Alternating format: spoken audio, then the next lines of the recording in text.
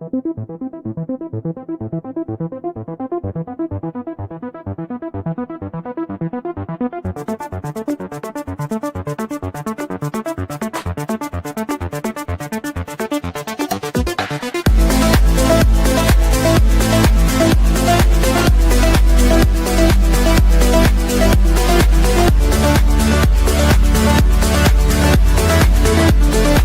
Geocache Talk Network fans. If you love what we do and want to support the shows, we've got two great ways to help keep the adventure going. You can join us on Patreon at patreon.com/geocachetalk for exclusive perks. Or if you prefer a one-time boost, buy us a coffee at buymeacoffee.com/geocachetalknetwork. Every bit of support helps us bring you more geocaching fun, stories, and shows. So whether it's a membership or a coffee, we appreciate you being part of making the Geocache Talk Network operate. Thanks, and happy caching. Logwork, the creators of the fantastic logbook, made with genuine Write-in-the-Rain paper. The logbook's designed for the micro-containers of the present and future, geared towards the hider who'd rather go caching than doing cache maintenance. Find them at logwork.com. That's logwerk.com. Calling all geocachers. At artedcrafted.com, we create unique apparel designed by geocachers for geocachers. From custom t-shirts to personalized mugs, our gear lets you express your passion. Stand out at your next event with artedcrafted.com. artedcrafted.com. Gear up for your next geocaching adventure. Hello, guys, and welcome to Gadget Talk. Oh man, let me bring in everybody tonight that we have. So hey Chad, how are you doing? I'm doing great. How about you, John? I'm doing good. It's a little cold, and I see the Geocaching Ninja can corroborate my story that it's very cold in beautiful Western New York. I kind of feel like a frozen pizza, guys, but you know, besides that, I'm doing pretty good. Yeah. It's cold here, but not. I mean, it's like 26 degrees. So Whoa, 26 degrees. You got double digits? Yeah. We're just eking by at 11 here in Philadelphia, so we're catching some of that John, upstate New York air. Oh man. John was sending me 9 degrees or something. Yeah. It's like, man, that's too cold for me. It's 9 degrees. It's like when the snow is so cold, you hear that high pitched squeak when you're walking across it, you know? Absolutely. With more on the way, depending on where you are in the U.S. at least. Oh man, yeah, I know. I'm kind of hoping that you know we get a break at least. I'm hoping, because it's crazy. It's been so nuts. I shared with you guys, like we even had like a 60 car accident, like pile up, like just a few miles from where I live with the weather. Yeah. Chad here, catches breaking 4 degrees. That's a competition he can win. I don't want that to win that one. Yeah, he can have the crown. Yeah. You can keep that. But yeah, we got some cool people joining us tonight. We got Bell on the Move, and Bell on the Move. Congratulations, sir! You won first to comment. So I don't know what that's redeemable for, but you won first to comment, sir. So great to have you on board. We got Andrei Petrov. So thank you for joining us. We got Buzz 8226. Thank you for joining us, Buzz. We got Brandon Parkinson 9369 from Kingston, Ontario. So thank you for joining us from the Great White North, just north of me. So appreciate it. And of course, we got B&J Fish Brad on the left side of the Orlando couch. We got Geocaching Ninja. We got Chad Tricacious from Gilby, North Dakota. We got Mass Seeker Judy joining us as well too. Jim Stark, Angel Bandit, Mr. Weigel, the Mr. Weigel 81, 17 degrees in Wisconsin-Illinois border.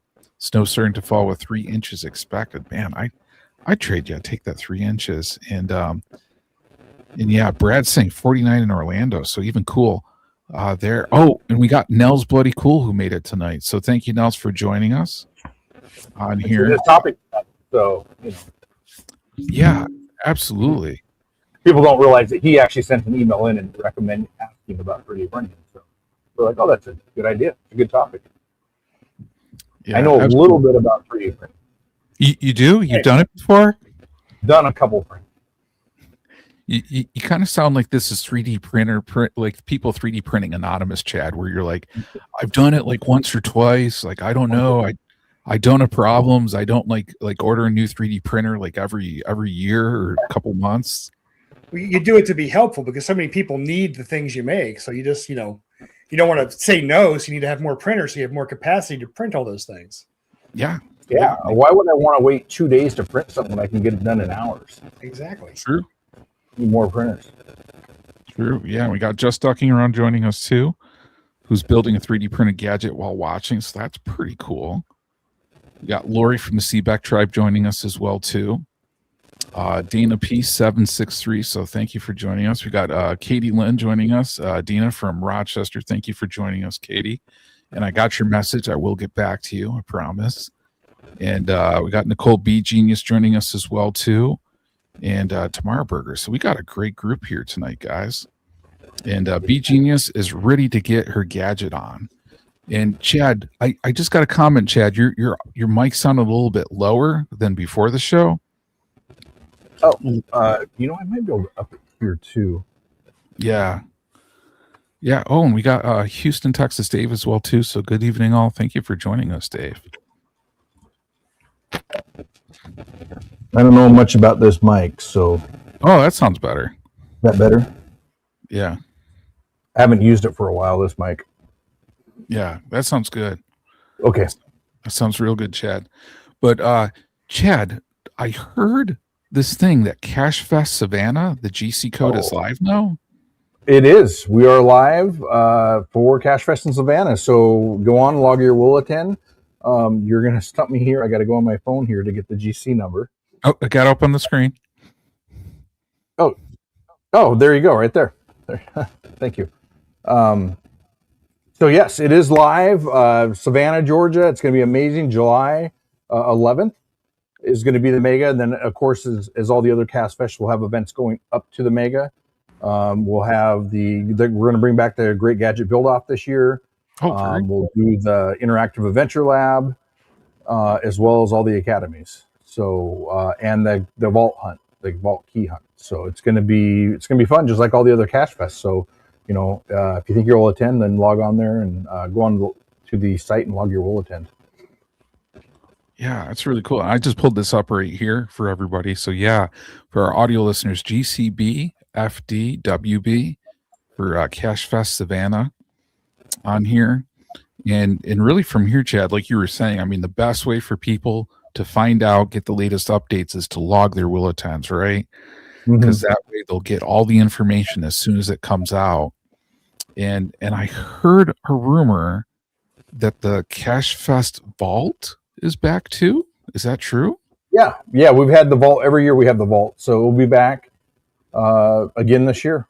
And so we're releasing keys around the U.S. And possibly other countries, maybe for Cache Fest. So it'll be amazing. But stay tuned for other announcements. We got a lot of stuff coming up. We actually have a going out to Savannah here to get boots on the ground and to get everything all figured out and lined up. So we'll have announcements coming up here soon. Very cool. Man, I know I can't wait until summer, partially because no snow, hopefully, knock on wood. Yeah, me too. I can't wait for no rain. Right. I was going to say, does that ever happen in the Seattle area? But no rain? Yeah. Yeah, for 3 months. Really?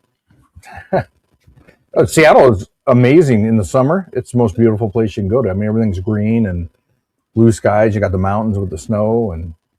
But the wintertime, the rain and the gloominess, yeah. Oh, man. Yeah. And I was going to say, Mike, is it true it's always sunny in Philadelphia? Is that a fact? Absolutely. Except at night. Except at night when it's raining. Oh, man. Yeah. So guys, what are we talking about tonight? So, like we mentioned before, 3D printing. So we were asked about 3D printing. What kind of 3D printer would we recommend? Different types of filament, and about printing, how to print them. So Mike actually teaches a class, right? A beginner's class for 3D printing. So I thought it'd be good to have him on. Yeah. I did a geocaching class at a local community ed place, and they said, "Is there anything else you could talk about?" I said, "Well, 3D printing." So now I kind of alternate between doing a geocaching class or a 3D printing class, just kind of intro to both of those concepts, and always selling the next class to the previous class. If you like 3D printing, you should see geocaching, or if you like geocaching, you can learn how to 3D print. That's right. And I think, I debate on what to start with when we talk about 3D printing. Usually what starts the conversation in the class is, what 3D printer do you recommend to print? And to me, I have what I like, but it really depends on your budget. Mm-hmm. And I would recommend, and we talked about this, Mike, before, is the Bamboo Lab A1. They're running A1 Mini. I'm sorry. You can get it with either multiple print. It can print 4 colors or single color. Obviously, with the single color, it would be a little bit cheaper than stepping it up to have the AMS for the 4 color.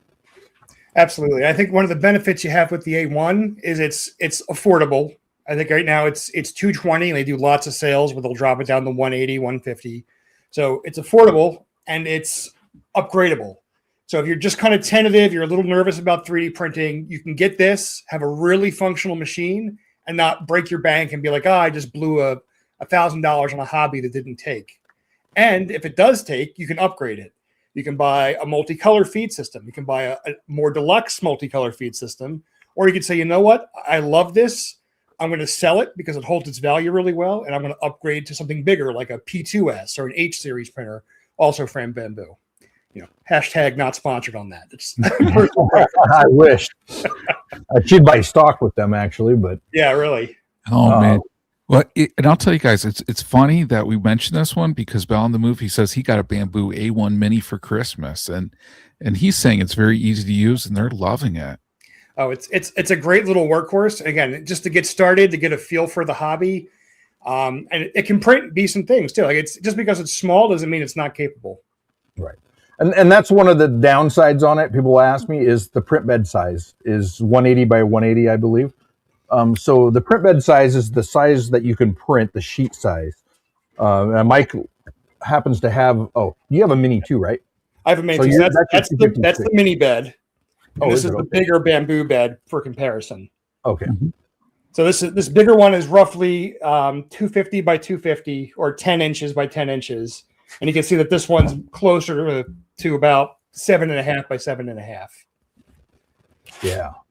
But other than that, I've heard lots of good things about the A1 Mini. Unfortunately, I don't own one.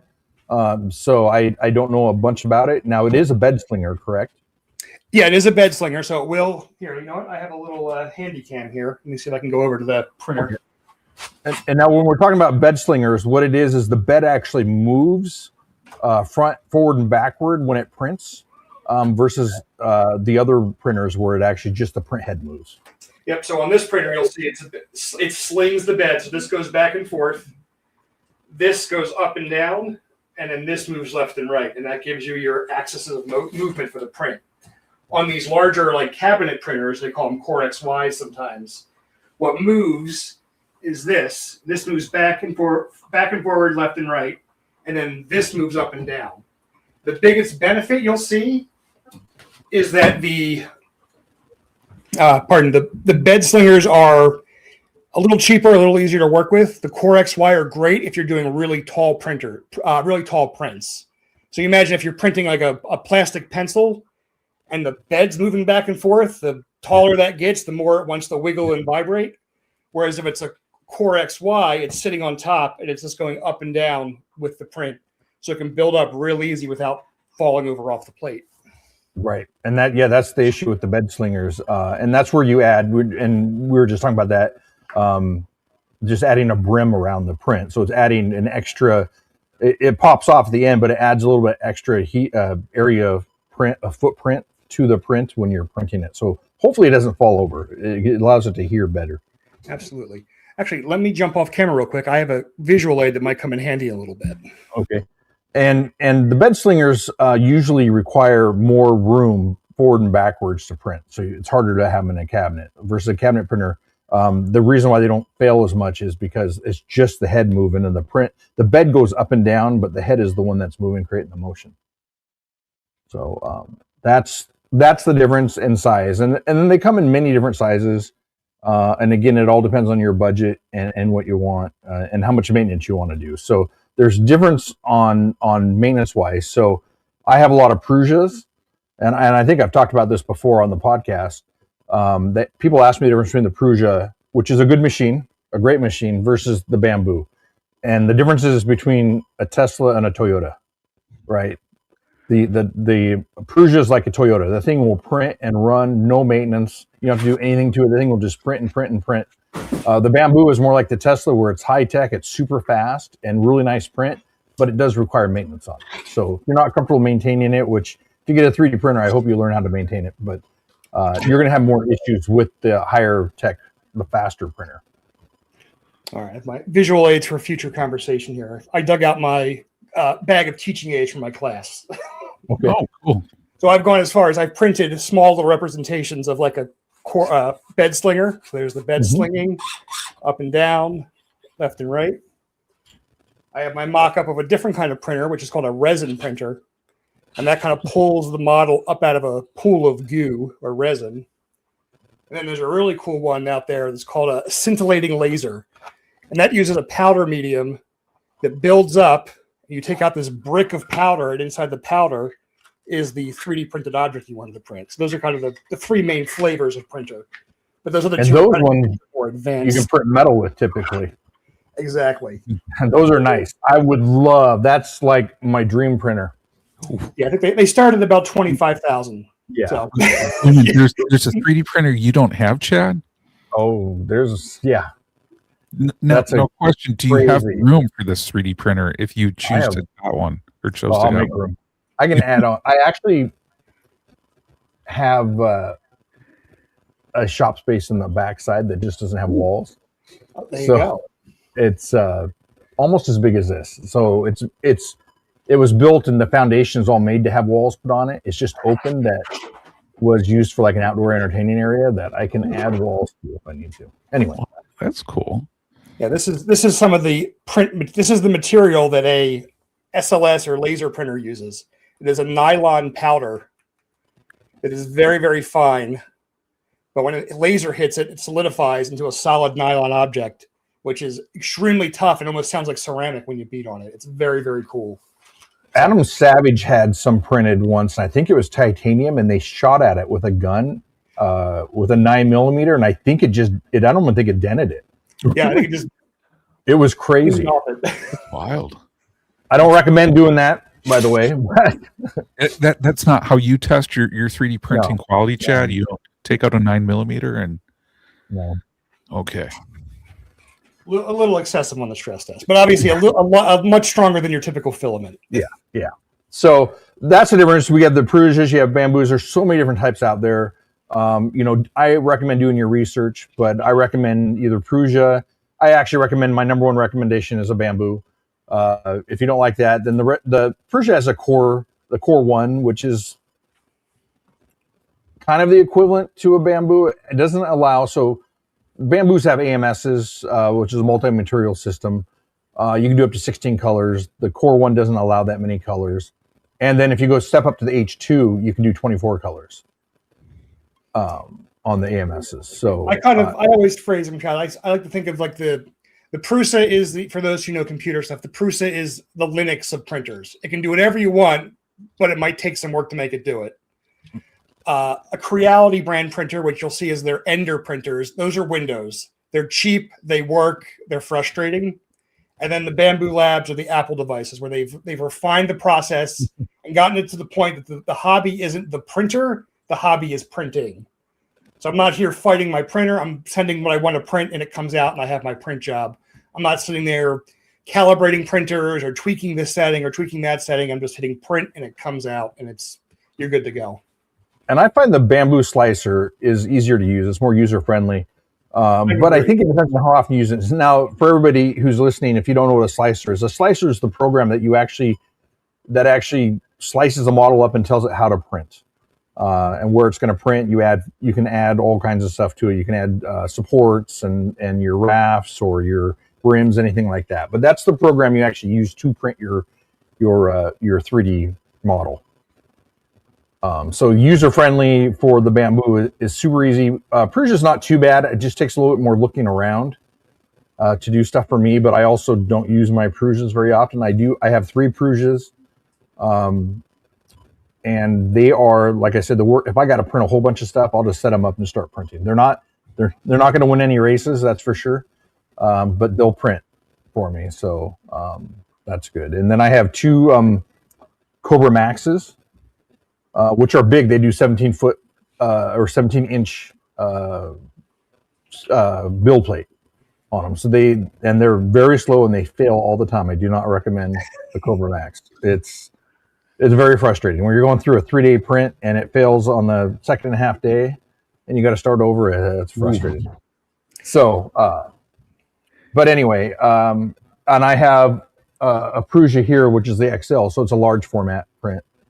We can talk about bed sizes real quick and then probably get in the filament. You showed the 256. I have a couple different sizes. Here I can show.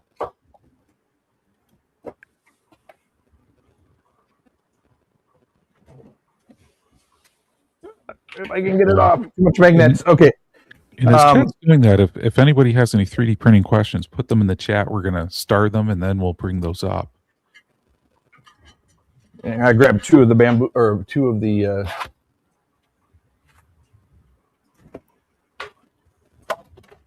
All right, here we go.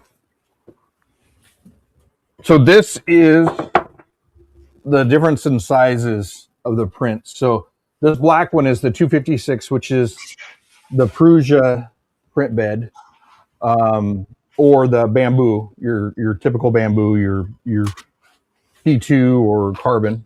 And then the second one here, let me get these in the right direction so they work. The second one here is the Bamboo X H2 or H size, which is the big size Bamboo. And it's and then the one behind it is the Prusa XL. So the Prusa XL prints a little bit more, but not a ton. The H2D doesn't print as big as this bed because it has dual nozzle. So I didn't realize that when I bought it. But anyway, that's the difference. So you can print big stuff on here. And then my Maxes, which I have them in storage, print even bigger than this. So that's the differences on print bed sizes. And then on your print beds, well, let's talk about material first, then we can talk about print bed texture.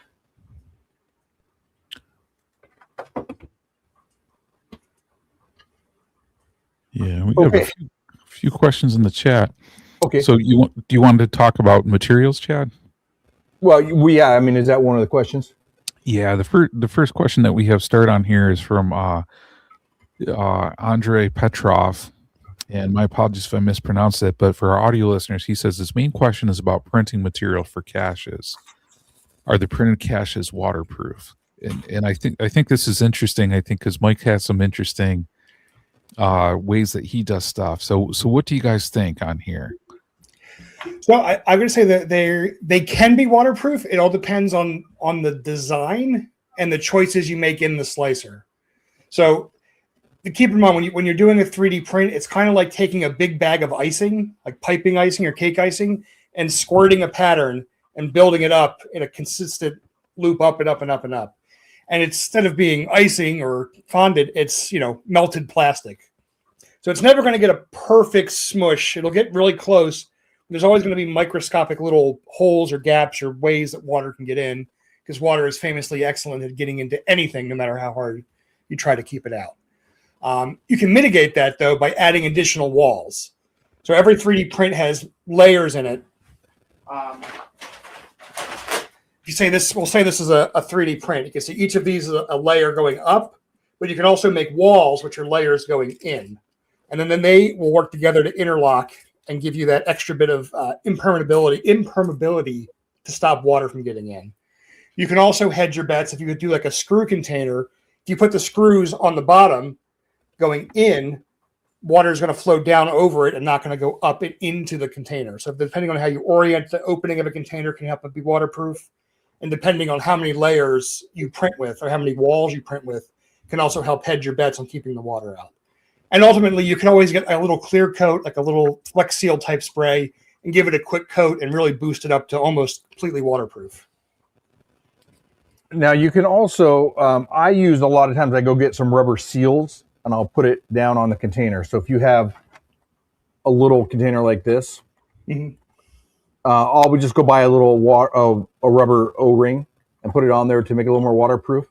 And this should hold up. Now this is PLA, so it's biodegradable and it only lasts, I mean, it's not very good in the sun. It's not very UV resistant. So it only lasts a few years out in the wild anyway. Now you can print your own seals too using TPU, which we'll go over that when we talk about filaments. And you can actually integrate the TPU in here, not on PLA, but in this, so it would actually be stuck on there, so you wouldn't be any rubber seal to come off. But we can talk about that a little bit later on. Actually, I have, Chad, right here, I have my own 3D printed O-rings I made for one of my caches using that flexible material. Oh, that's TPU, yeah. I have some PPU right here. Okay, I have well, we'll talk about it later. I'll ask my questions to you later.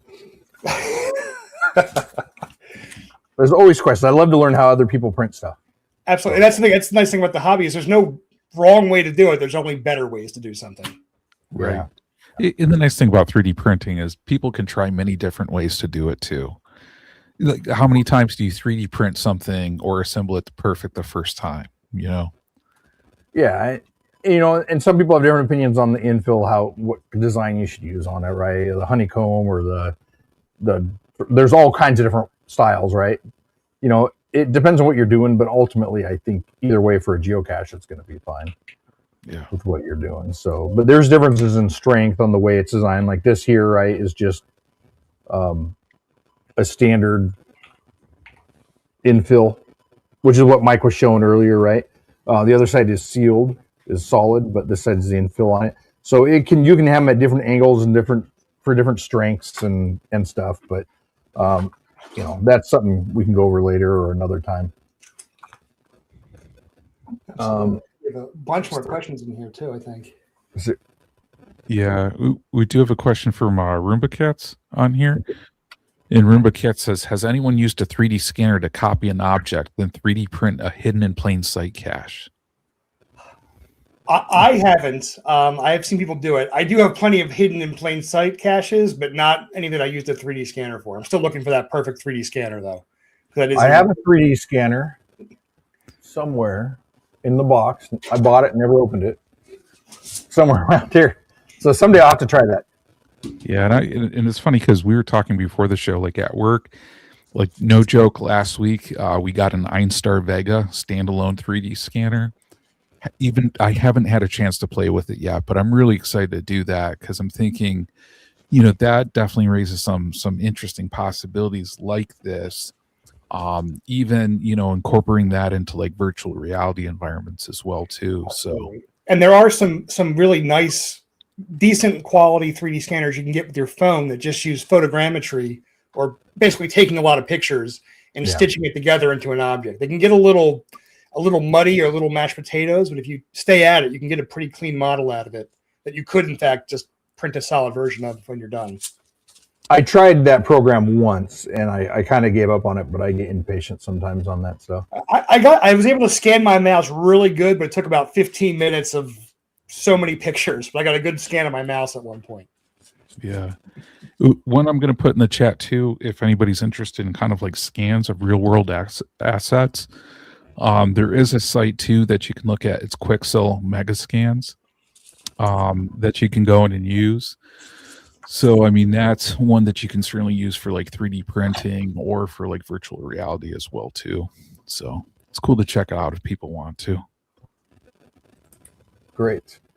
So let's talk about material real quick because there's so much to talk about 3D printing, scanning, all that stuff. We'll probably have to have another show at some point about it. Yeah, and we can go over some of the stuff that we've printed. But I think the number one material that people use or people hear about is PLA. right? So it's a polylactic acid. It's biodegradable. It's not very good. It's not very UV resistant at all, and it's not very weather resistant or heat resistant. So in the sun, it can melt.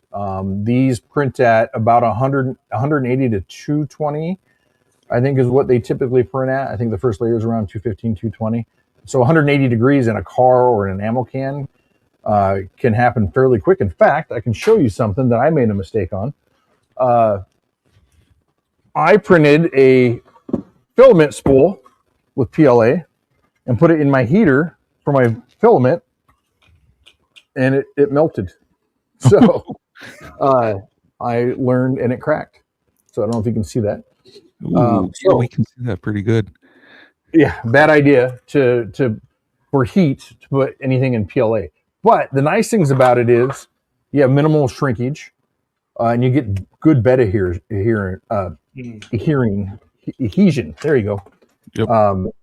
For PLA.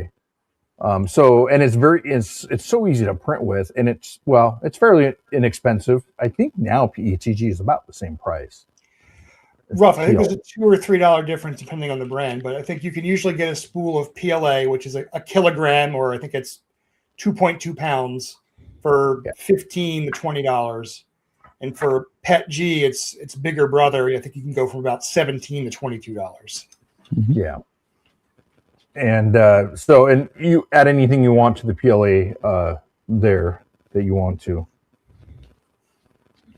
Mike, if you have anything. But I was going to say, Chad or Mike, have you guys ever tried tough PLA to see if there's any significant difference in that? I have. It has a slightly higher melting point, so it has a slightly higher softening point, which is what causes things to sag.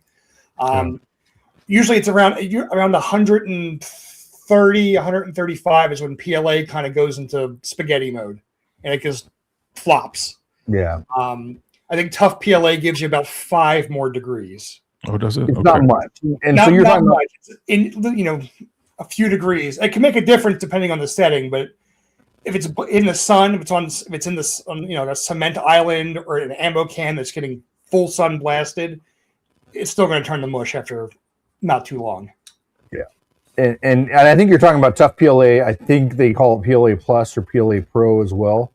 I think that's the same thing. I think it depends on the brand, or is that different? PLA Plus and tough PLA I think are very similar. PLA Pro is usually just a PLA that has a more standardized diameter on the filament strip. Is that what that is? Okay. So, so that's PLA, which is the most common thing. There's lots of colors it comes in, easy to print. So that's the plus on that. So if you're doing something that's not going to be in the weather, then it's a good filament. In fact, I buy a lot of stuff in bulk, and I get it down to about $11 a kilo. Oh, wow. So, and I will say I have a number of PLA prints that are just out in the wild. They're not in direct sunlight, and they have been going strong for years. So that's kind of the key. If it's just sitting in ambient temperatures at 100 degrees, 115 degrees, it's going to be fine. It's when the sun is beating down on it and you get into those like frying an egg on the sidewalk type situations. That's where it's no go. But if you have a fake acorn hiding in a bush, that could be fine for 2-3 years before it starts to break down from freeze and fall and UV damage. Mm-hmm.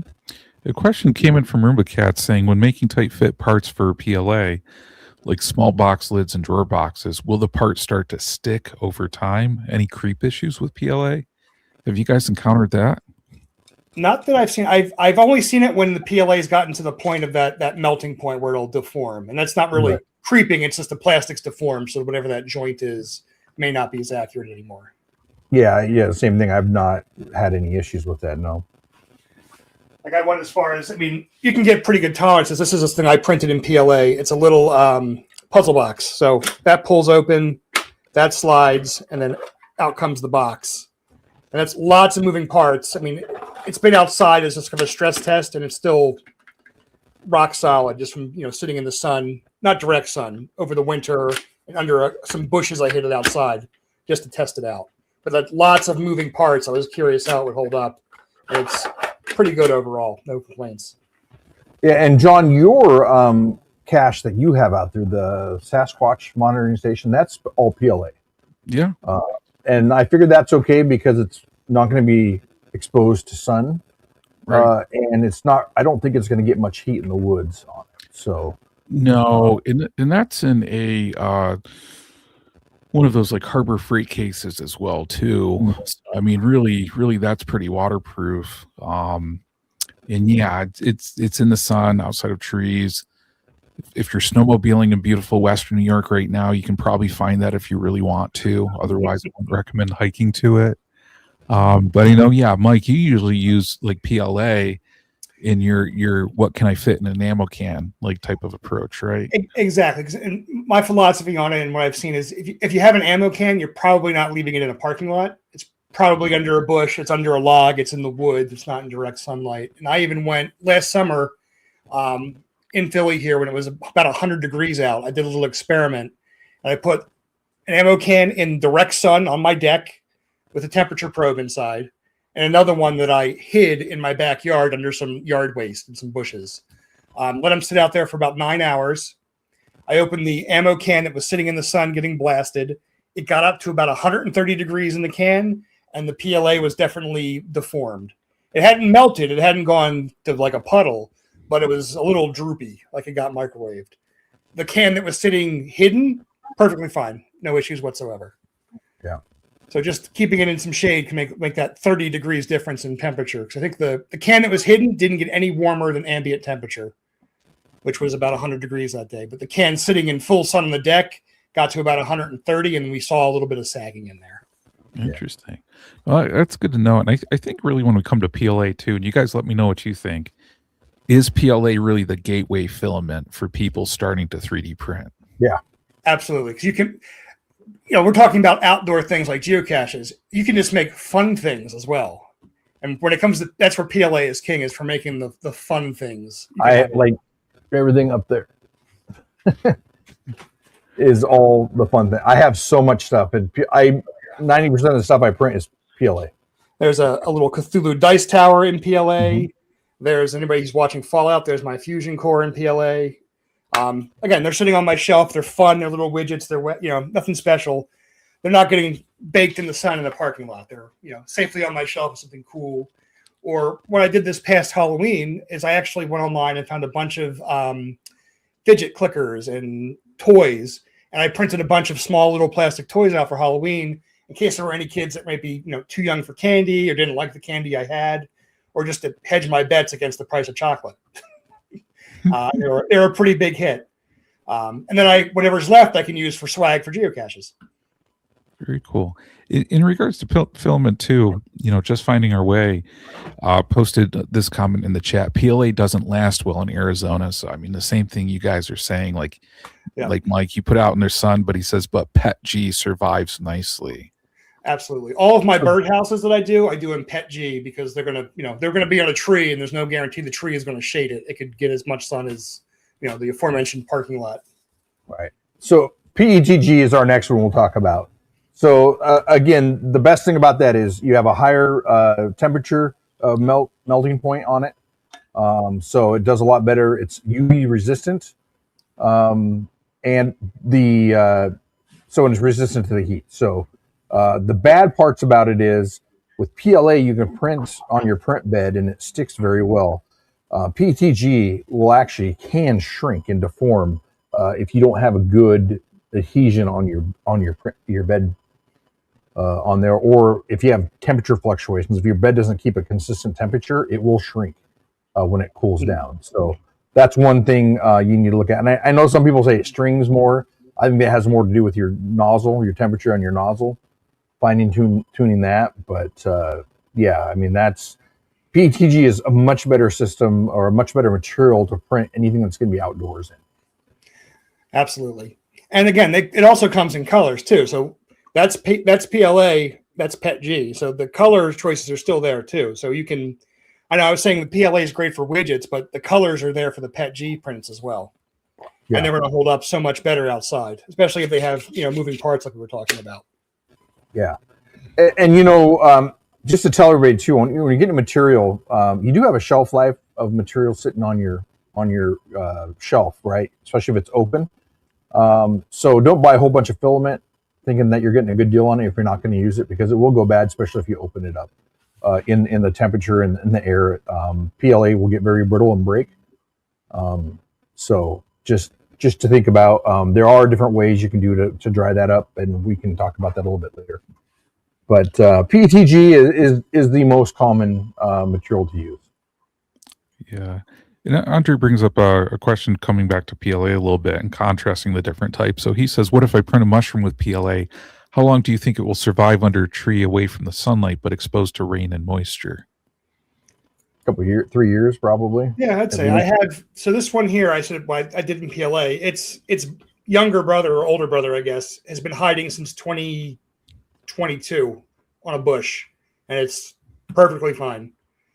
So I think a little mushroom on a tree that's not getting, in direct sunlight or in a high temperature area will hold up just fine. I have a mushroom I put in a bog at my old house, my other house.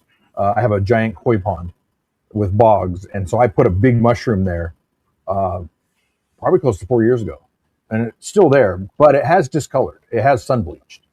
Mm-hmm. But other than that, it still works fine. Now I haven't gone out there to stress test it, right? No one's messing with it or trying to open it.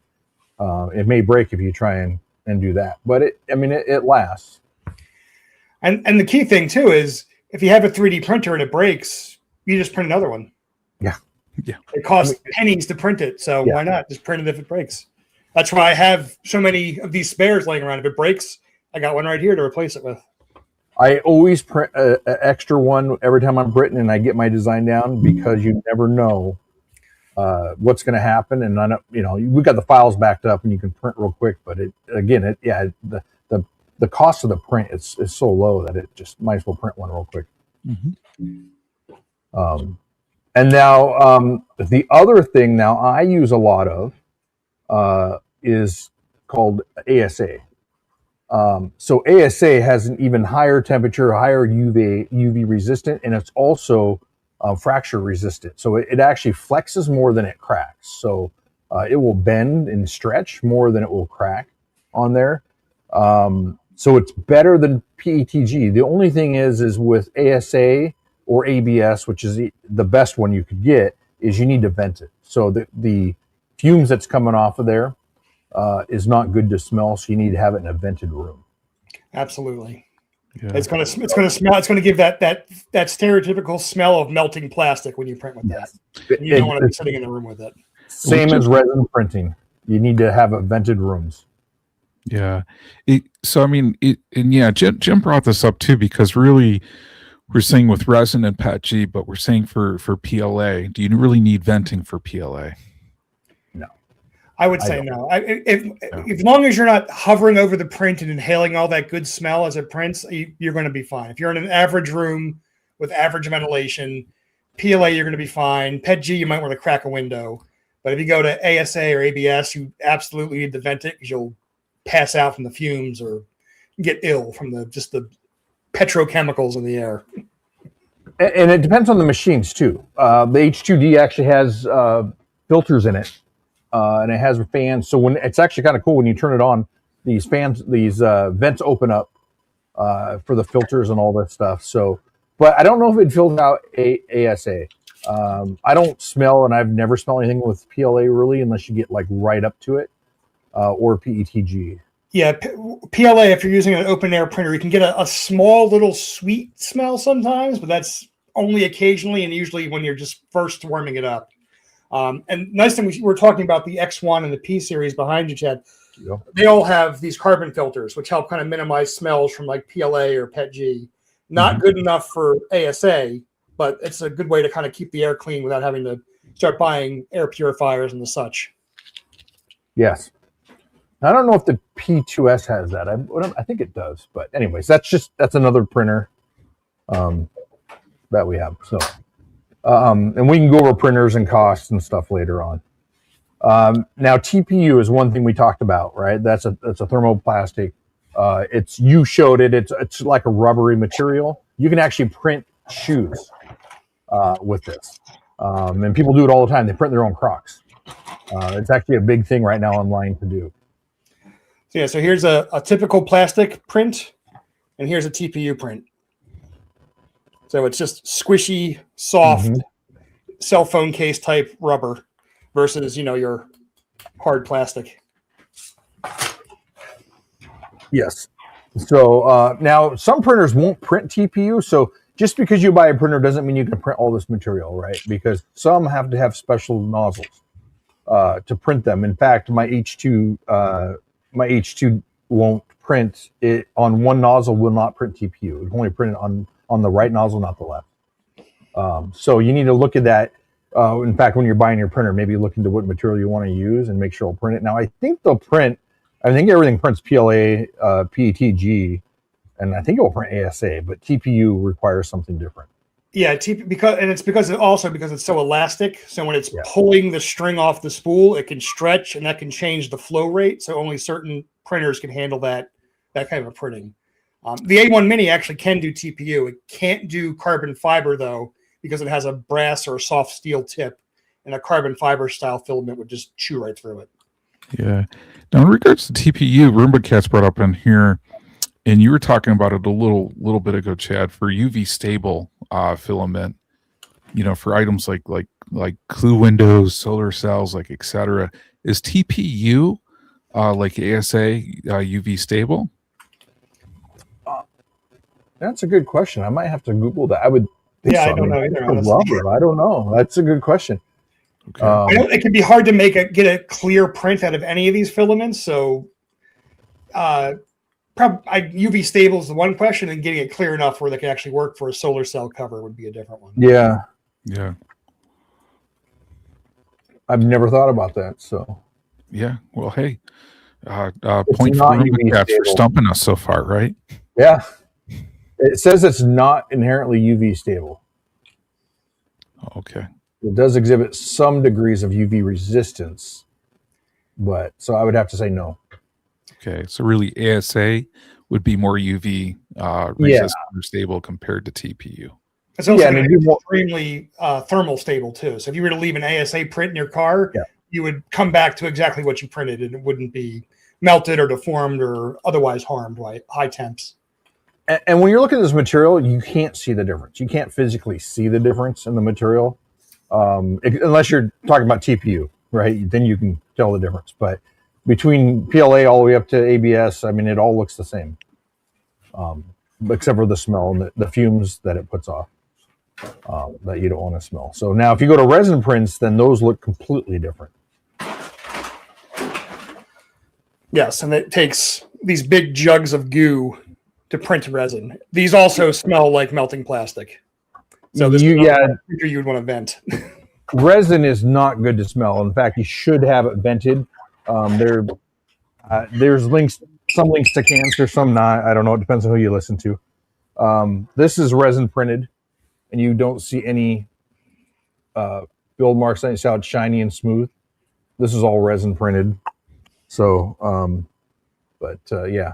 So, anyways, it's a battery I was printing off of a TV thing. So, anyway, there's a big difference, but it also is resin. So if I drop this, I think it would shatter. So you need to be a little more careful with the resin. But resin is very you can print very clear. So I just happen to have some stuff here. There we go. This is a resin print that's clear. Oh, you got some stuff there too. So that's the same model, printed with a fine tip. I can't get it to focus very well. That's a basic PLA print, and then that's a resin print. And you can see it's kind of transparent. It's a clear resin, but it's way more detailed. If I could ever get it to focus, but way more detail on this little guy than I got with this different printer of the same model. This is kind of fuzzy and a little stringy. This is nice and clean and crisp. Yeah. Chad, do you want to bring yours up again? This is resin here. Very clean. This is also resin. And it's very clear. It'll come out clear versus clear filament. PLA or anything like that will have lines in it. It won't be clear. Yeah. So I hardly ever on the use move gives us some firsthand experience saying PLA does not drop well either. I could say that. Yeah. So I think that's mainly it. Any other questions on filaments, or do you have anything, Mike, you want to add on filament? I think you covered it. I think we also want to add that there's a lot of fun filaments out there too. So in addition to colors, you also have glow in the dark. In the dark, silk, glow in the dark. Changing, yeah. So many different kinds of weird novelty ones. They have some out there that have wood particles embedded in them. Mm-hmm. So you'd actually rub a wood stain on them. They have some that have copper or steel, so they'll rust or patina. And you can get some really cool results if you want something very particular out of your prints. I've even seen that there's a way to actually do a metal plating. So you could do a resin print that's really smooth and then metal plate it and make it look like a piece of jewelry. Yes. I have several of them where I can do that. And John, if you pull up my cell phone, I have a couple boxes left of filament in the boxes still from the move, but you can see these are all silk filaments on this row here. And then here's clear, glow in the dark, but there's all kinds of filaments to use on stuff and things you can do it with. And then where's my wood filaments? You know, I've watched some videos. There's some really weird ones out there. There's a filament out there that has beef jerky embedded in it. Oh, geez. So you can't really tell on this, but there's wood ingrained. It looks like wood inside this. That's ingrained inside of these. But so anyway, there's so many different types of filaments that I use in there. So anyhow, that is a side effect of this print. John, I'm going to show my camera. Collecting the filaments also becomes kind of a side hobby. So I have a giant collection of colors and types over here. Oh yeah, is crazy. I actually was just looking for something from John before the show, and I found another case of filament that I was like, I knew I had more filament somewhere. Well, and I guess it brings up a good point, guys. I mean, really, how should people store their filament too for 3D printing? So for me, I think Chad has the same thing. I either use a vacuum bag like this that you can use a little hand pump and suck the air out of, or if it's just temporarily I'm swapping, I'll throw them in a gallon Ziploc bag just to keep them out of the air so they don't get damp and get brittle and fall apart on me. Yeah, and sometimes, and I date my filament on the side. Most of them, this happens to be a plastic. This is TPU. It happens to have a plastic thing, but most of them are just a cardboard. I'll date it, and so once it gets to be so old, when I'm printing stuff and I'm going to paint it, I just run it because if I'm going to paint it, it doesn't matter. And so I try not to keep it too old. If you see a lot of my filament is just open to the air, some of it there is that I use a lot of. But I also dry mine quite often. So I recommend these bags if you have them. Also throw in there one of the seals in there to keep the moisture out. You can either buy those little baggies, or you can buy, just like I keep in my machine, the pellets of the silica gel pellets. You can print a little container for these, and I don't know if you can see here. They're blue, but when they have moisture in them, they'll turn purple or pink. And then you microwave them, and they go back to blue. I have something similar here. It's a little tube. Yeah, so you printed the one that goes inside here. Inside the spool. It acts as a weight, but also as a desiccant pack holder. Oh, nice. That's very cool. Yeah, I've never thought about doing that. Yeah. There's so many different ways to do it. They have them for your AMSs, and that's the next thing we can talk about. There's heaters. So you have your AMS units, which is what the multi system is there. You have one there that heats it. That'll heat up 2 spools and get it nice and dry and ready to print and get the best results. Yeah. So you can buy them with single spools, 2 spools. You can buy them with 4. There's all kinds of stuff you do. You can buy a cabinet now too, just to store your filament in. And some people make their own cabinets that keep it at a certain temperature and certain moisture. That's a little. I've never had that issue to where I need to do that, but it'd be kind of cool. I have. If you pull up my cell phone here, I have also these AMS units here that have added these coolers here, these warmers to them. And so this will warm it as it's printing. And so you can do all your adjustments here It tells you your temperature that it's at and the percentage, the moisture, and all that. So, and you can tell it takes the moisture out because there's moisture inside the machine there. And this is just a lid that is added to your AMS here. So this is the standard AMS that you get with Bamboo. And then over here, here's a single Bamboo AMS unit here, heater. And then here is the AMS 2 Pros. So this is the newer one that just came out. And these actually will heat, but they won't heat while they're printing. So just a few different things to look at when you're getting doing your printer. Exactly. And all an AMS is, for anyone who's not in the know, it's Bamboo's terminology for a device that'll feed different filaments automatically. So on a lot of the Bamboo printers, you can put 4, 8, 12, 16 different colors in one printer using these AMS modules. So if you want to print blue, you pick blue from the menu and it prints out in blue without having to go over and manually putting in the spool and swapping it out.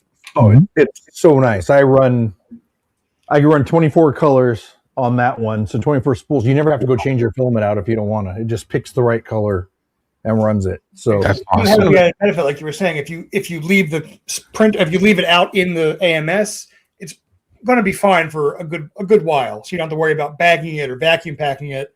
If it's closed in one of the AMSs, it's going to keep it at the right humidity where it's not going to go weird on you and not print well. yeah.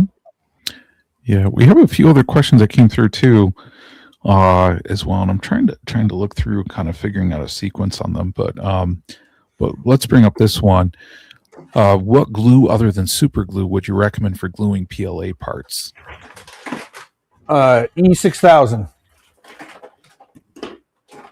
Oh man, are you guys in a race to find E6000? Scrambling, he got to it first. I have my drawers. Really quick response here for me, but E6000 I recommend for it. I like super glue as well. It depends on what I'm going to do with it. If I'm going to paint it or whatever. But yeah, those are the two things I recommend. I use super glue a lot.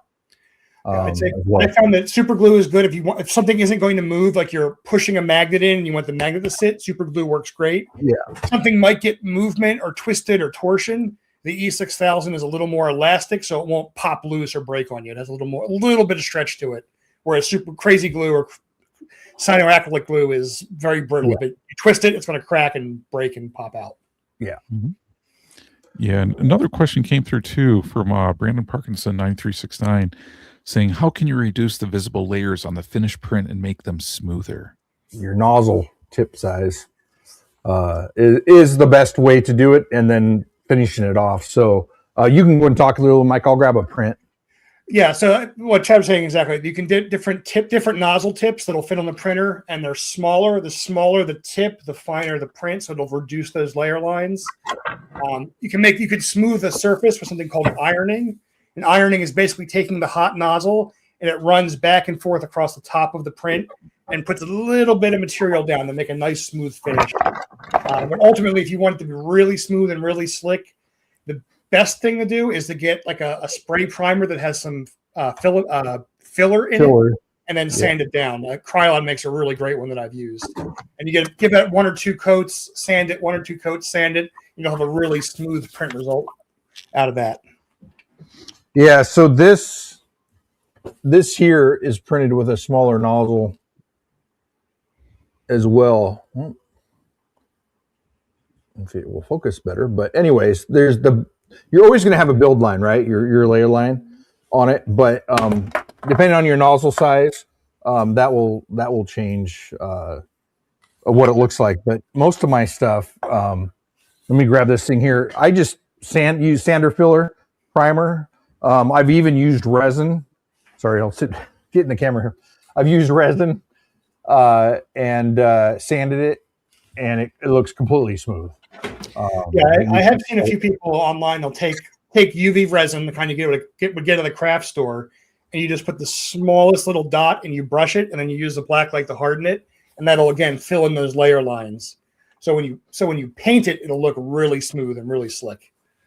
So like this that everybody saw, right? This one I didn't spend too much time on. This is just a couple coats of the primer filler on it, and then spray paint. So it looks pretty good afterwards.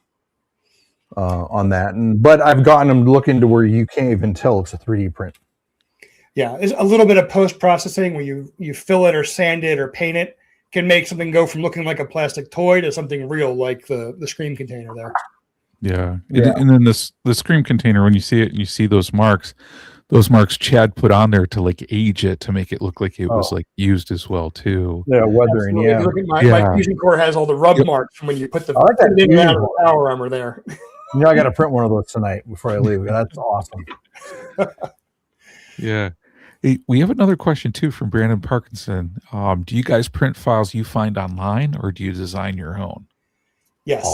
The design and everything is a completely different show.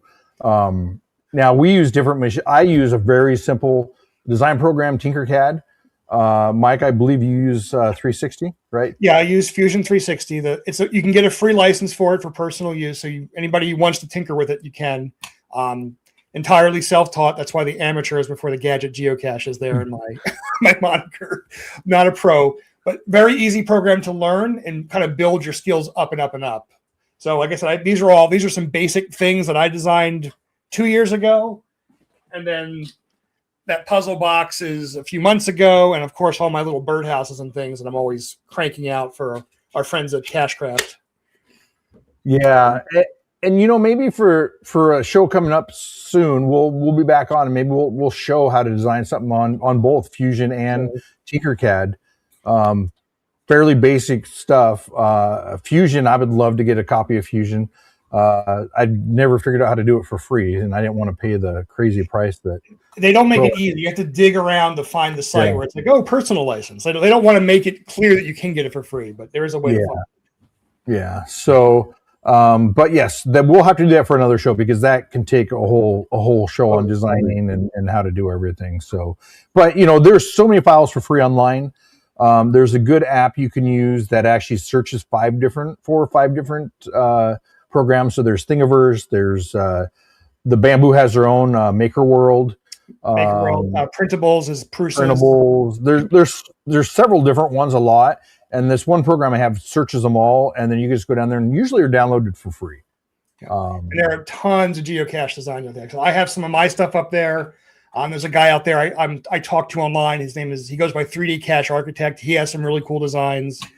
Honestly, if you just type geocache into any of those sites, and you'll get dozens upon dozens of results of just cool hides, things you might have even seen on geocaching.com on sale at their store. And swag, there's so much different stuff on there you can print. So yeah, I mean, just look on them. I pulled it up right now, but I mean, you can look on here. I can share my screen. If I can figure out how to do that, there we go.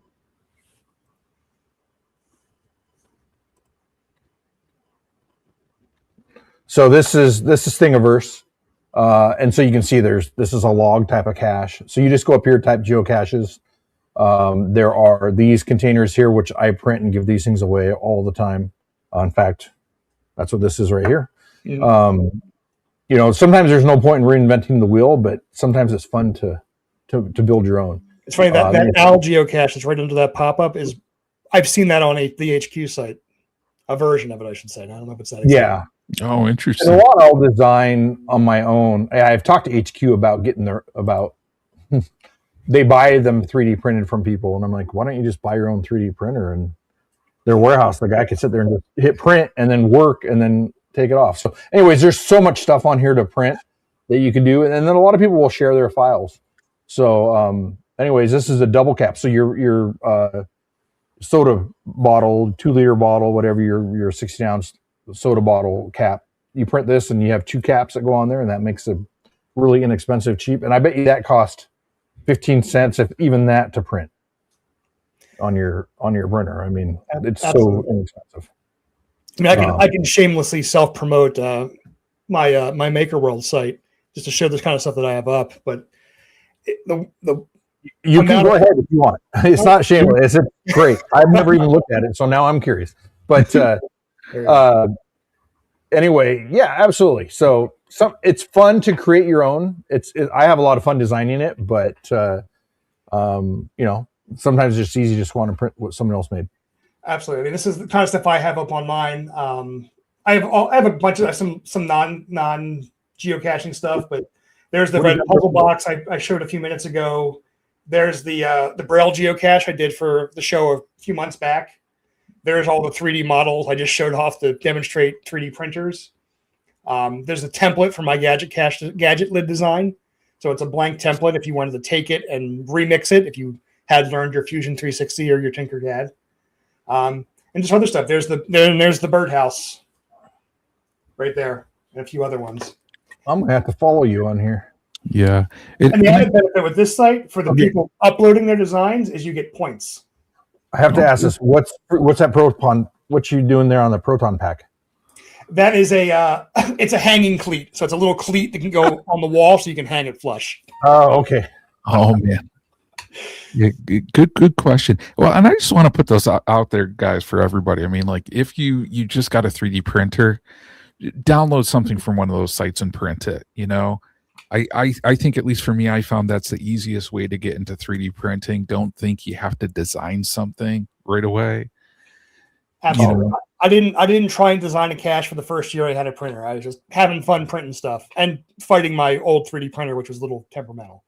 And your printer comes with files. Benchies, which is that little boat, those are the number one thing to print. Every printer comes with those to print, to test. But they have their own files on there, but you're going to find your own stuff. And one thing I did want to bring up, because when I bought my first printer, I tried to print on it. The print kept coming off. And I got so frustrated, I put it away for 6 months before I even touched it again. And so one thing that I use, and Mike, you might have your own way. Now, they recommend doing glue sticks and cleaning very well the print bed. So your print bed, that flexible bed, some are glass, but I use flexible bed. What I use, and I have like 5 of these sitting around here next to every printer, and I've recommended this to everybody that has had issues, and they've never had an issue since. Hairspray. Spray your bed with hairspray, and everything sticks, and you don't have any issues. I've heard that. I've not had to do it. I got close. I just switched to using a textured plate, and that fixed me for the prints I was going to do. But the benefit of hairspray too is it's a nice even coating, because if you use a glue stick, it can glob and leave weird streaks. And then when you look on the bottom of your print, you'll see these weird marks that like ghosted from where the glue was in between the plastic and the bed. Now, hairspray, I only do it every once in a while. Some people do it. I told someone about it, and he was doing it every time he sprayed it. When I went to his house, he had this huge coating of hairspray on his print bed, on his build plate, I mean. And I'm like, oh man, this is terrible. It will leave, if you do it that much, it won't leave a texture of the design, but kind of an outline where the hairspray isn't of the design you have. So you do still need to clean your plate once in a while and everything, but you shouldn't need a ton of hairspray. Exactly. And it depends too on the print. If you're using a smooth plate, that's where you can get adhesion issues. The plates I like to use typically have a little bit of a texture on them. So I don't know if you can hear that. They're not smooth. They're rough, a little bit rough. And that can help the plastic when it's putting that first layer down, that most critical layer of the print. That can help it stick. And then once it's stuck, you're golden. Yeah. Well, one question I want to ask you guys too, because when you start doing research on 3D printing, you know, some things you find say like you shouldn't touch it with your hands because your oils will cause it not to adhere, you know, the 3D prints to it. Have you found that to be the case? A little bit. If I'm going to wash, I put my hands all over them tonight. I'm going to wash these. Oh, and washing them is literally just a little bit of Dawn dish soap and a clean sponge, and you wipe them and dry them. They're good. Yeah.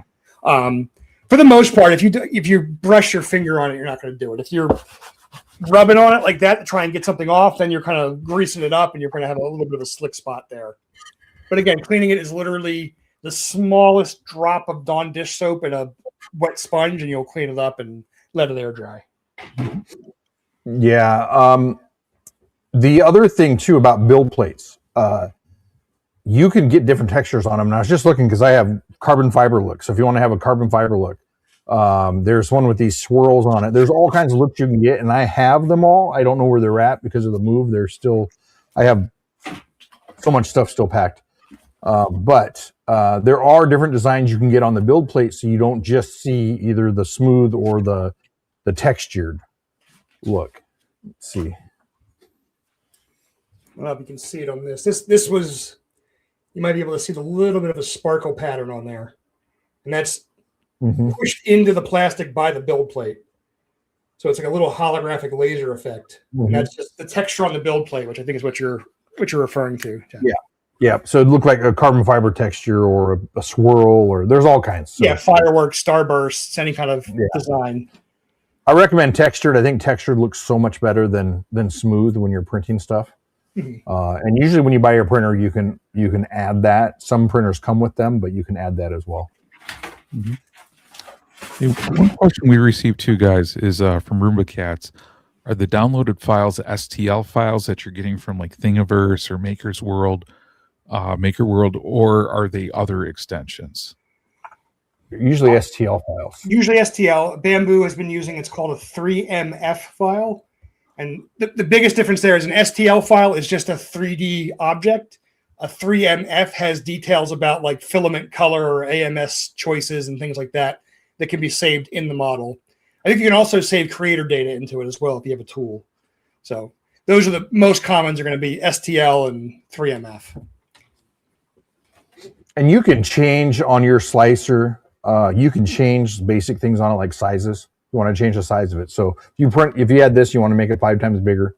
You just go in there and you can change anything in your slicer as well.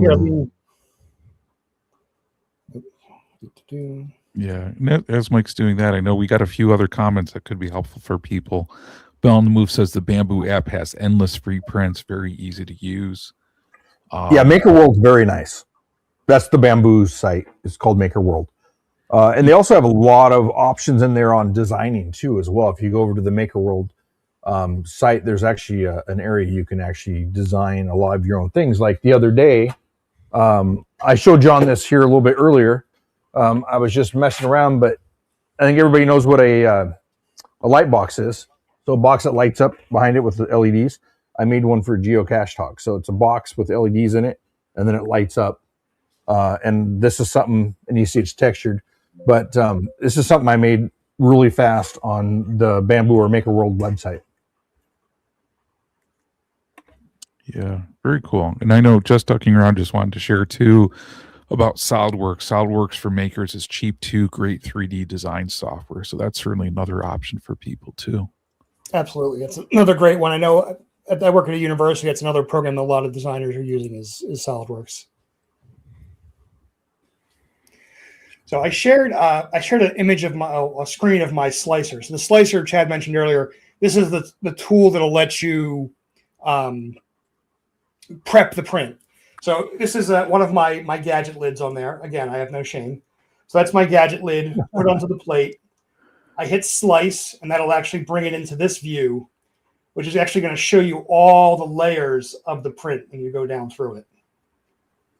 So as I move this down, you'll start to see it cut down into it. You'll see the infill pattern, which is what gives it some strength. You'll see here on the edge is the walls. And there's kind of a close-up of how it's going to print each layer of the print and how it is just a bunch of lines that are building up and up and up and up and up.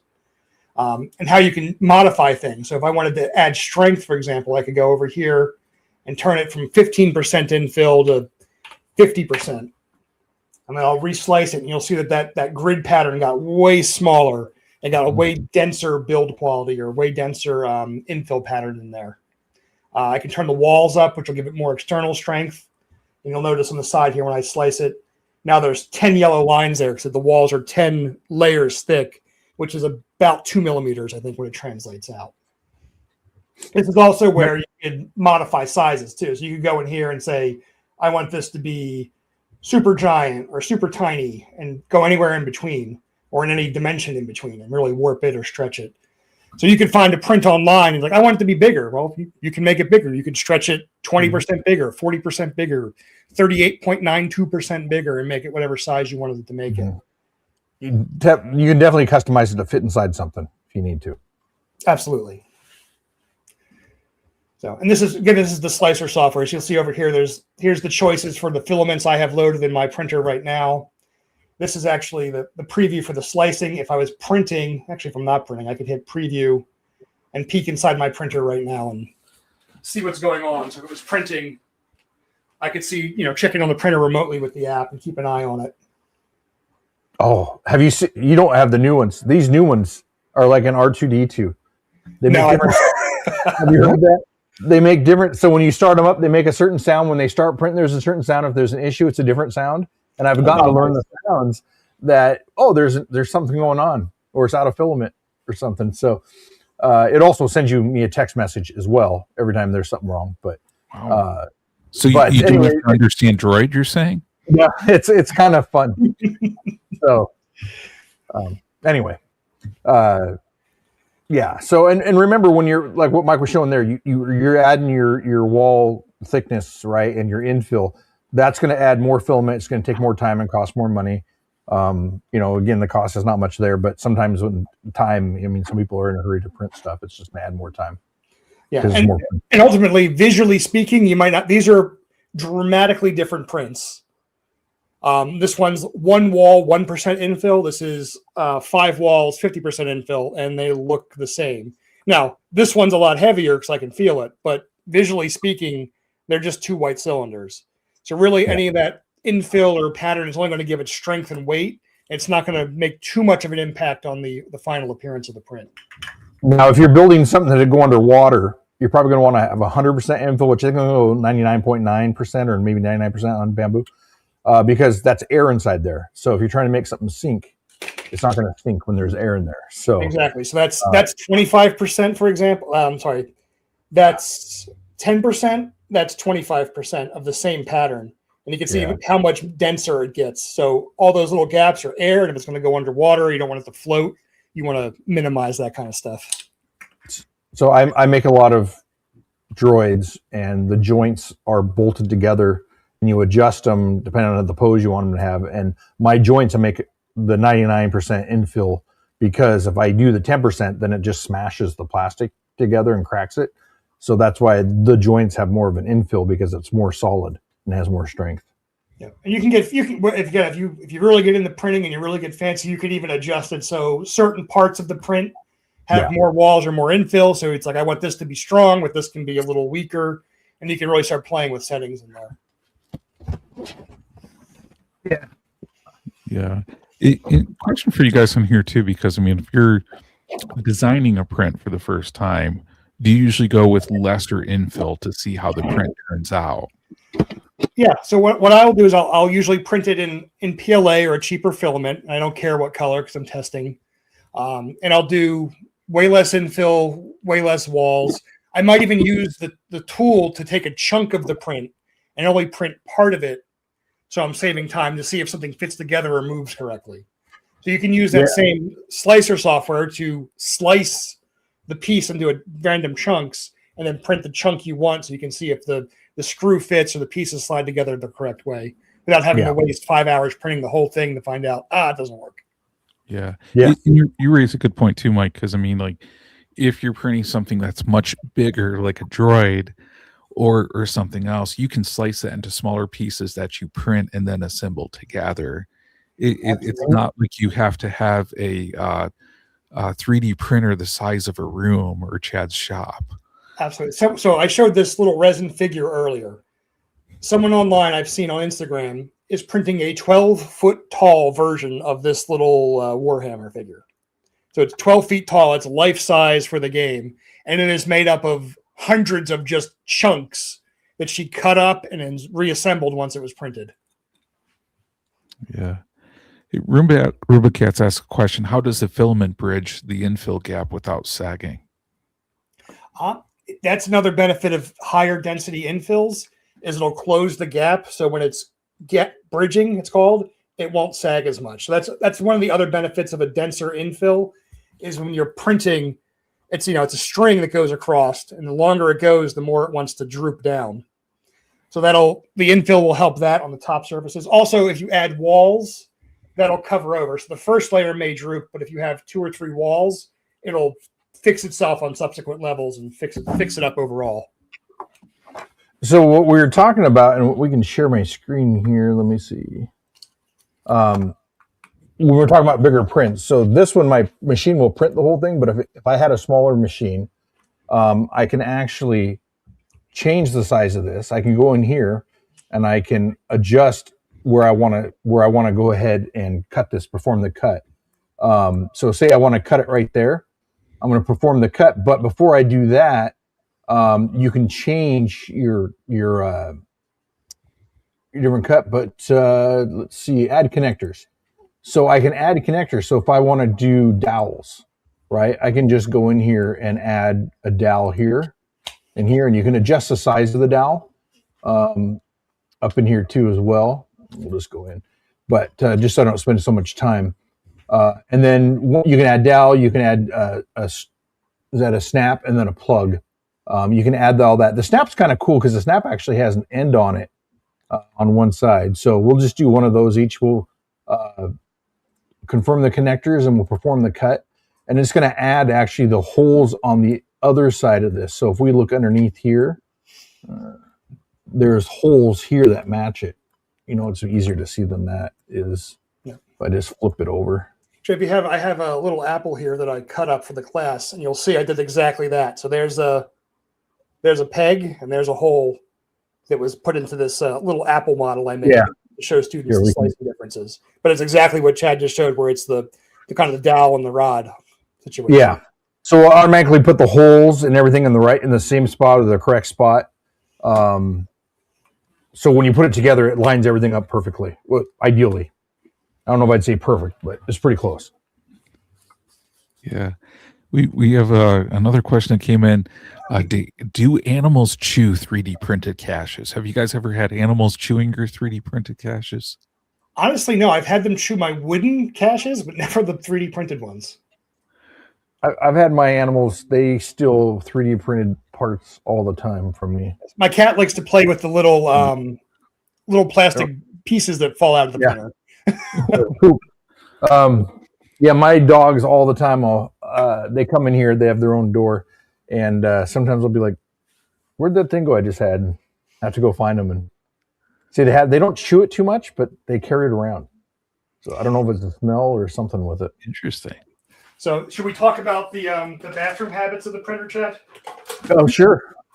So a lot of the printers will make droppings, which are, when it primes the print head, it has to squeeze out all the old plastic and it will poop. So you'll end up with a tray full of all these little random plastic bits and bobs that come out of the back of the printer. So it's often advised you want to print a little catch for it. So that's for the bigger printer, and then a little basket for the little printer. It also has some plastic shards in it. Those are tiny poop chutes or catchers. You Yeah. must change a lot. I have big garbage cans behind mine. But I have room for it. I'm lazy. I'm like, I don't Technical want to term for that, right? But that's for color changing printers typically do that. Your typical Prusias are not going to do that. Your standard printers. I don't think the A1 Mini does that, right? Unless you have the Mini will, every print. Yeah, actually, the Mini is really bad because when it does it, it just kind of flicks it across the room. Oh, so wow. I had to print something for that. The X1's a little more polite. It'll just drop it out the back onto the desk. Drop it. Yeah. So, but not all printers do it. My Bamboos or my Prusias don't do that. None of my other ones. But yeah, so it's one of those things you got to live with. Yeah. We got a question too. From someone saying they sell their geocaches in their Etsy shop. How do you price 3D prints when you sell them? It can be tricky. So I know what I do is I get the cost of the filament per gram, which is easy to figure out. You take how much, 1,000 grams divided by whatever the cost you paid for the spool was. So you get that price. You want to get the price of your electricity usage because these are printers that get hot. Anything that gets hot is using a lot of electricity. So I get the cost per, second or minute of printing. I'll multiply those together. And then I'll take an idea. Then I'll get an idea of how much of my work was put into it. If I'm just printing like a benchy, that's hardly any effort. I might add 20% or $1 for my effort. Mm-hmm.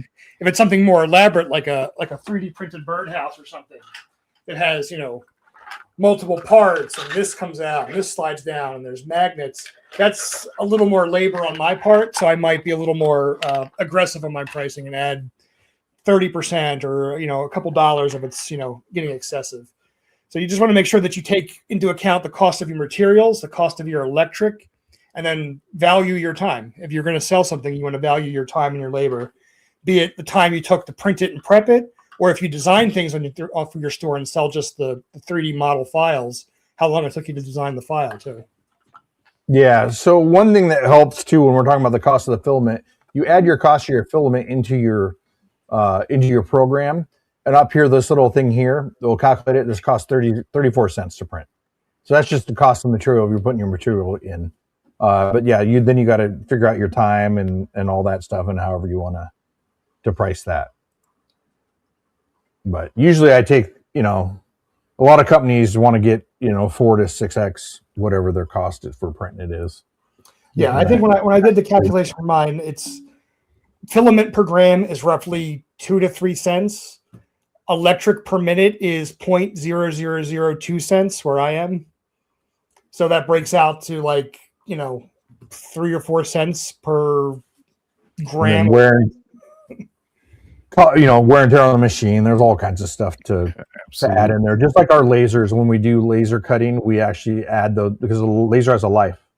Mm-hmm. So you actually have a price per minute that the laser is running when you price out stuff.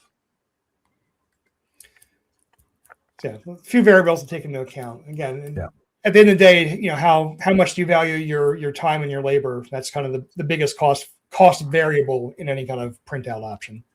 Yeah, little things like this that I can hit print and go and print, 20 of them at one time, and while I'm at work, right? And then I just pop them off and they're ready to go. There's a lot less markup on it than ones that I got to sit there and put together. Absolutely. Yeah, and that makes sense. And we have Sean Witchy, and I think we answered this earlier too, but he says he knows the numbers say not to use PLA outside, but it seems like a lot of caches people get off Etsy are PLA. How does it actually hold up in the Midwest? Not from the Midwest, so I can't speak confidently to it. But again, it really depends on the environment that it's sitting in. If it's hanging in a tree, hanging in a bush, and it's not baking in the sun, like direct sunlight, it could last 2-3 years. Now, if you take that same PLA print and you put it in a lamppost skirt, that's a hot box. It won't last a summer. So really, it's a matter of where you're going to hide it to get the most life out of it. But again, in more natural nature settings, I think you're going to be fine for at least 18 to 24 months before you need to worry about it cracking or degrading in any significant way. Okay. Yep. And we have one question too. Roomba Cats asked us a while back earlier in the show. Has anyone printed a mechanical iris and had it to be durable enough to survive a gadget cache? I've printed the iris prints. I've never tried to put one in a gadget cache because they always just seem a little too delicate for your average cacher to manipulate.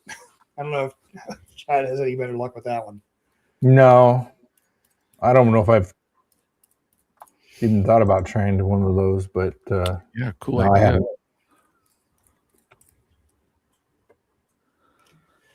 Yeah, they're really cool. They can usually print in place. There's no assembly. And they're cool little boxes, and you turn them, and they close like an iris of a camera, but they're very delicate. I gave one to my son when he was like 3 or 4, and he's like, "Oh, look at that!" and just wrenched it apart. Now, if it can't survive a 3-year-old, it won't survive a geocacher. I would think if you did it out of PETG, it would be fine. I've made them out of wood plenty of times on the laser without any problems. So. That's true. A sturdier material like a PETG or a carbon fiber might take more abuse. Yeah, and I've never printed with carbon fiber. Now some of these, like the wood filament that has that wood texture in there, and the carbon fiber, they say it's harder on your nozzle, so you may need to replace your nozzle because your nozzle does wear out. And so that's one thing to think about. But to me, it's not that big of a deal to change a nozzle, and they're not that expensive. I just print whatever. I mean, it's not that big of a deal. Yeah. And those were all the questions we got, guys. So I don't know if anybody has any last minute questions on here, or if there's anything else that we want to share. I think that's pretty good for me. I think we've covered everything we want. I mean, obviously, we're going to have another show talking about design and maybe the slicer a little bit, mess around with the slicer. So I'd recommend anybody out there who has questions on that to send us an email at Gadget Talk podcast@gmail.com. And just let us know what questions you have, what slicer. If you're thinking about a machine, you can always send the questions there to us as well. And we'll always try and address whatever we can. So like I say, one question popped up. There it is.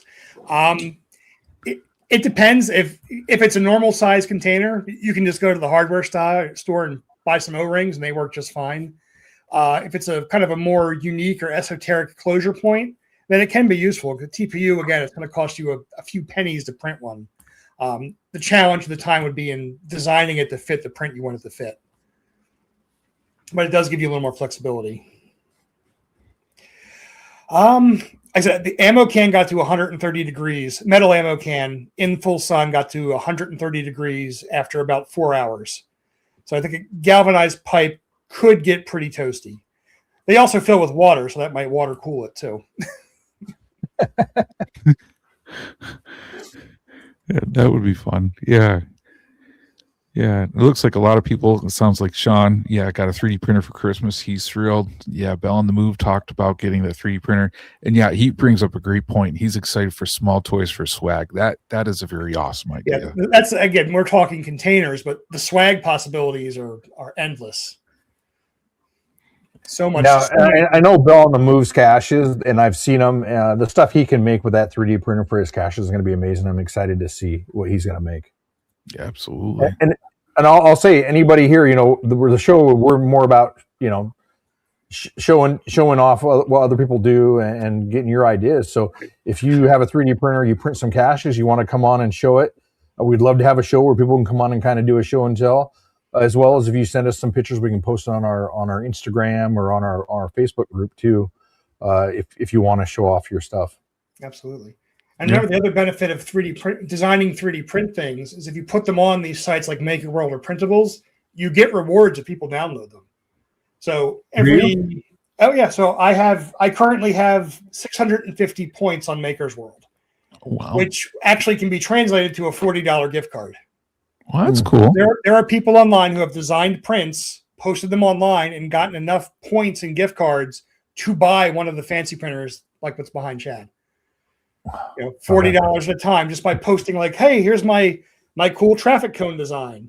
Put that online and people like it and download it and give it thumbs up, and all of that gives you points. And when you get to, I think it's 490 points, that's $40. I'm going to have to do that. I've never posted any of my stuff on there. So, and I have people ask me that all the time, especially the crank thing I designed. So I didn't realize you actually got something for that. Maybe I can get a new printer. So it's a little more generous on Maker World because I think they're trying to build up their archive, but Printables does it as well.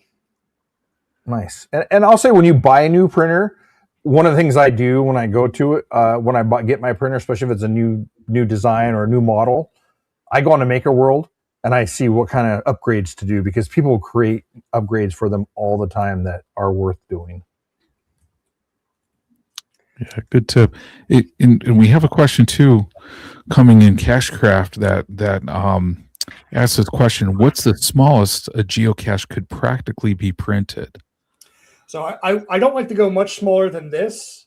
Cachecraft knows exactly what I'm holding in my hand right now. But I don't like to go much smaller than this because the details on some of the threading can get a little rough, and you lose detail. Like I was showing on those little army guys a little earlier. When you get too small, things get ugly. So I wouldn't print a container too much smaller than that. Now, I've done acorns that are acorn size. I think that's the smallest I've done. I don't know if I've gone any smaller than that on a print. I mean, I could try and see what happens, but I don't know how it would thread. You might have to change the size of your lid. You might have to change the size of your thread. I don't know. The threading is where it gets a little iffy for me when I get small. I can get small. I could print smaller than that, but if I'm trying to thread something in, it can get a little rough or weaken the threads because the threads are also getting finer and finer. Yeah. And one of the issues too about resin printing, because I have people ask me about resin all the time, is if you do threaded resin, it sticks. It's really hard to do a good threaded resin print. So if, as you saw here on this is just pressure fit, and it's super hard to put together and take apart. So if it was threaded, it would be even harder. It would stick. So I couldn't imagine. You'd have to put some kind of lube on there or something to keep it from sticking so bad. A twist lock, not a thread. So this is a topic. It's a mile deep and a mile wide. It's a Yeah, I mean, deep topic. I've done some smaller things like this. I've done them about half this size, and they're okay. But it really gets to be tough. And then these little ends here, pieces, when it's about half this size, it's so easy to break if you pull too hard on them. So I don't know. You'd have to try it. I don't know.